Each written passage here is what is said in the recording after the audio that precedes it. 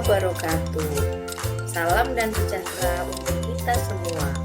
Perkenalkan, saya Arsy Umaro, calon guru penggerak angkatan 7 dari Kabupaten Brebes, unit kerja SD Negeri Bulusari 01. Pada kesempatan kali ini, saya akan menjelaskan koneksi antar materi, kesimpulan, dan refleksi modul 1.1. Kesimpulan dan refleksi pemikiran Ki Hajar Dewantoro modul 1.1 koneksi antar materi. Ki Hajar Dewantoro telah menjelaskan mengenai pendidikan dan pengajaran. Menurut Ki Hajar Dewantoro, pendidikan dan pengajaran tidaklah sama. Pengajaran merupakan bagian dari pendidikan. Pengajaran adalah proses memberi ilmu untuk kecakapan hidup anak secara lahir maupun secara batin.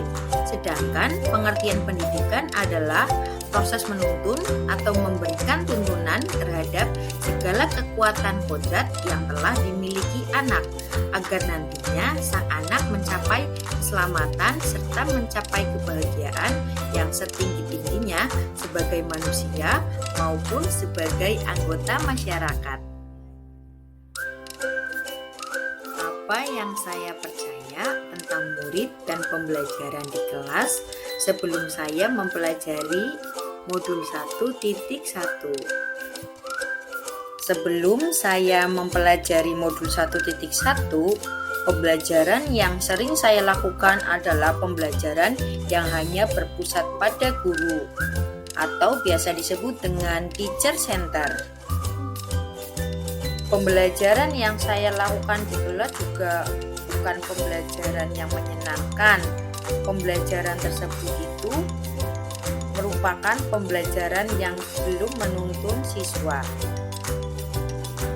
Saya hanya mentransfer pengetahuan kepada siswa tanpa memahami karakter dari siswa yang ada di kelas. Sebelum saya mempelajari modul 1.1, saya meminta siswa menghafal pengetahuan yang telah saya berikan di kelas. Selain itu juga bahan belajar untuk siswa sangat sedikit. Saya sebagai guru hanya menilai siswa dari pencapaian KKM yang telah dicapai siswa-siswa saya. Selain itu juga saya kurang memberikan fasilitas kepada siswa. Setelah saya mempelajari modul 1.1, saya mengetahui bahwa setiap anak itu dilahirkan berbeda karakter, minat maupun berbeda bakatnya. Kita sebagai seorang guru seharusnya mampu memahami minat dan bakat anak-anak didik kita. Selain itu juga, sebagai seorang guru, kita harus mampu menuntun siswa dalam setiap pembelajaran yang ada. Guru diharapkan harus menghamba kepada siswa. Menghamba dengan siswa diartikan kita tidak harus mengikuti semua kemauan siswa, namun kita dituntut untuk memberikan fasilitas maupun sebagai tauladan yang baik untuk siswa kita. Sebagai seorang guru, tentunya kita sangat familiar dengan konsep-konsep dari Ki Hajar Dewantoro. Ada 3 konsep yang sangat terkenal yang berasal dari Ki Hajar Dewantoro. Yang pertama adalah Ingarso Suntulodo, yang kedua Ingmadjo Mangunkarso, dan yang ketiga Tutuli Handayani.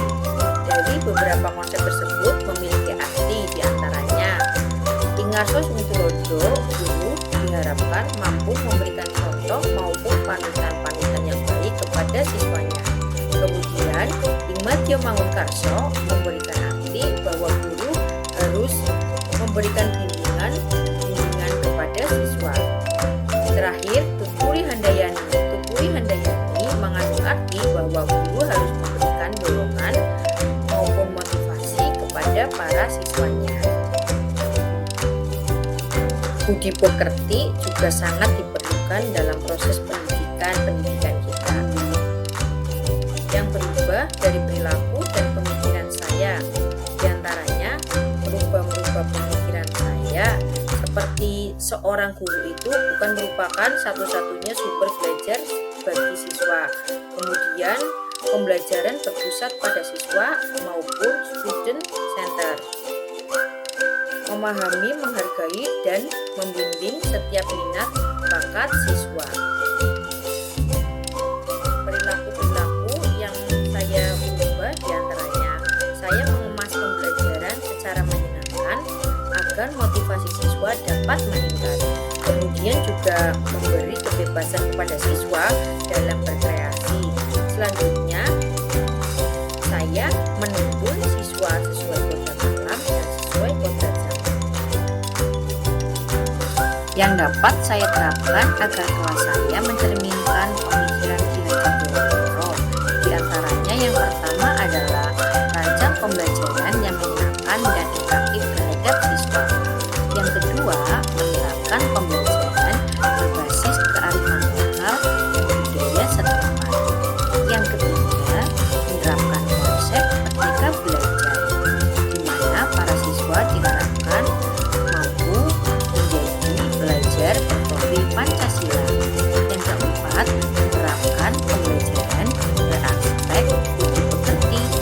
Yang kelima, menerapkan pembelajaran yang berpusat pada siswa atau biasa dikenal dengan student center.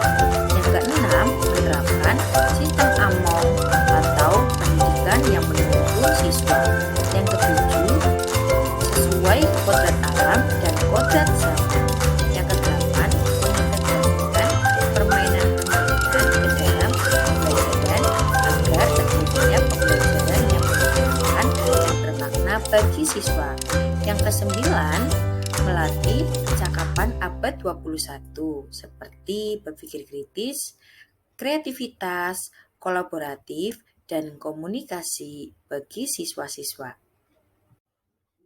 Kesimpulan yang dapat diambil dari modul ini diantaranya, pendidikan adalah menuntun anak sesuai dengan minat dan bakatnya, yakni sesuai dengan kodrat alam dan kodrat zaman. Kemudian, kesimpulan yang selanjutnya adalah sejatinya pendidikan itu berhamba pada anak. Selanjutnya, tujuan pendidikan yaitu menuntun anak untuk mencapai kebahagiaan dan keselamatan sebagai manusia dan sebagai anggota masyarakat. Sekian penjelasan yang dapat saya sampaikan. Terima kasih telah menyaksikan. Semoga bermanfaat. Sampai bertemu kembali dengan saya, Arsy Umaro, calon guru penggerak Angkatan 7 dari Kabupaten Brebes, Unit Kerja SD Negeri Blusari 1. Wabillahi taufiq wal hidayah. Wassalamualaikum warahmatullahi wabarakatuh. Sampai jumpa lagi.